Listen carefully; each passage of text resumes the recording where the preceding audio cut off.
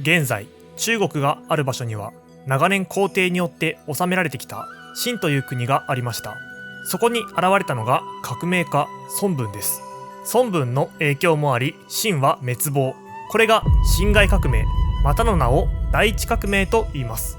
こうして秦が滅亡した後に中華民国が成立、革命が成功した、新しい国が出来上がった、そう思っていたところに現れたのが袁世凱でした。彼は強力なリーダーが国を引っ張るべきだ、私が中華民国を率いると言い出して独裁を開始。これを受けて孫文は武力によって袁世凱を倒そうとしました。これが第二革命です。しかし袁世凱の力は強く、第二革命は失敗。敗北した孫文は日本へ亡命することになります。今回お話しする第三革命はこの袁世凱から中華民国を取り返すお話です。さて、日本に亡命した孫文を支えた人物の中に宋果樹という人物がいました。彼は印刷業によって大富豪となった実業家で、その財力で孫文の革命を支援していた人物です。この宋果樹のもとには3人の娘がおり、長女の宋愛玲は高尚期という財政家と結婚、次女の宋慶齢は孫文と結婚、三女の宋美齢は後に蒋介石という軍人と結婚しています。つまり3人とも中国の有力者と結婚したのです。袁世凱が中国の実権を握り、孫文は日本に亡命中。そんな状態で起きたのが第一次世界大戦です。ヨーロッパで起きたこの戦争は次第に全世界に広がっていき、中国にも影響を与えています。第一次世界大戦の勃発を受けて中国では袁世凱が大戦が中国に飛び火したら大変だと考えて、中国は戦わない、中立を維持すると宣言しました。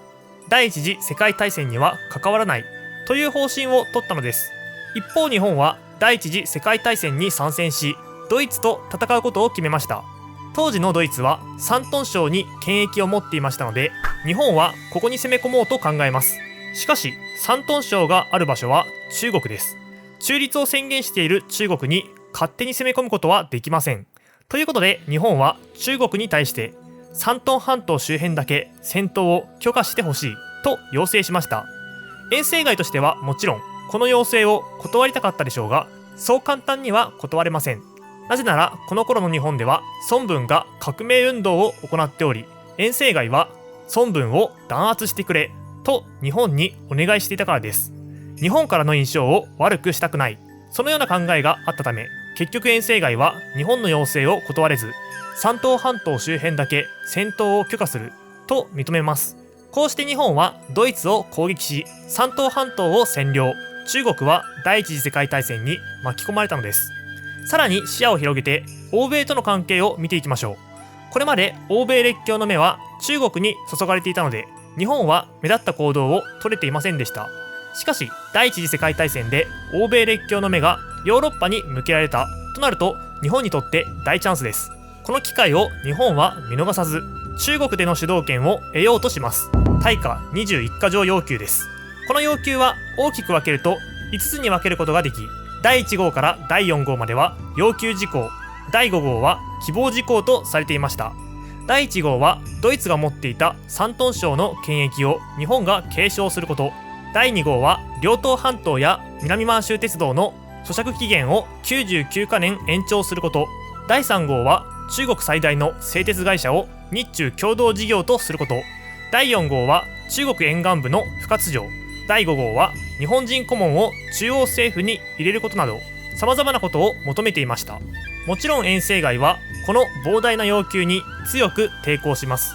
こんな要求は飲めない、そう考えた袁世凱は要求内容を国内外に暴露して欧米からの介入を招こうとしました。しかし日本はその動きを察知して迅速に対応。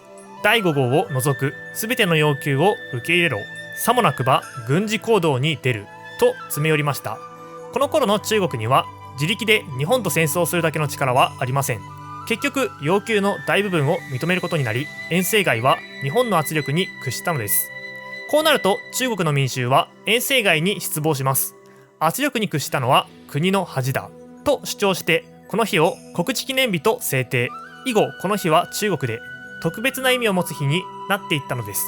そして袁世凱は何もできない、軟弱な売国奴だといった批判が巻き起こっていき、遠征外の権威は失墜し始めます。遠征外の部下だった風国省や段祺瑞ですら遠征外の命令を聞かなくなってきました。もちろん遠征外は焦ります。これはまずい。なんとか権力基盤を強化しなければ。そのように考えて出した答えが、自ら皇帝になるという答えでした。反発に怯えた遠征外は揺るぎない権力を確立することで不安を打ち消そうとしたのでしょう。こうして遠征外は皇帝に即位。中華民国は名称を改めて中華帝国となりました。しかしそのようなことをして周囲が黙っているわけがありません。国内外から帝政の実施を延期しろ、帝政反対という声が上がってきます。そのような動きはついに国内で反乱となり、武力蜂起へとつながります。第三革命の勃発です。こうして立ち上がった革命軍は遠征外の軍勢と激突。初めは苦戦していたものの、日本が遠征外に見切りをつけ、革命軍の支援をこっそりと開始。次第に革命軍は勢いを増していき、遠征外の軍勢と互角に戦います。すると様子見をしていた各地の将軍も独立を宣言し始めて、遠征外の帝政に反対する運動が広まっていきました。もはや帝政復活は不可能だ。そう悟った遠征外は即位を中止、中華帝国の廃止を宣言しました。こうなると民衆は遠征外が大総統に戻ることを許しません。遠征外は排除され、副総統だった黎元洪が遠征外の後を継ぎます。彼は遠征外が行った政策をどんどん元に戻していったのですが、黎元洪には一つ欠点がありました。遠征外に比べると軍事的実力が圧倒的に足りなかったのです。ということで遠征外の部下で軍事力を持っている風国省と段祺瑞をそれぞれ副総統と国務総理としてその軍事力不足を補うことに決めました。一方、皇帝にもなれず大総統に戻ることもできなかった遠征外は失意のうちで病死します。こうなると遠征外の持っていた軍事力、それを継承するのは誰かという問題が持ち上がってきます。ということで以後の中国では風国省と段祺瑞、この2人によって遠征外の後継者争いが行われていくことになるのです。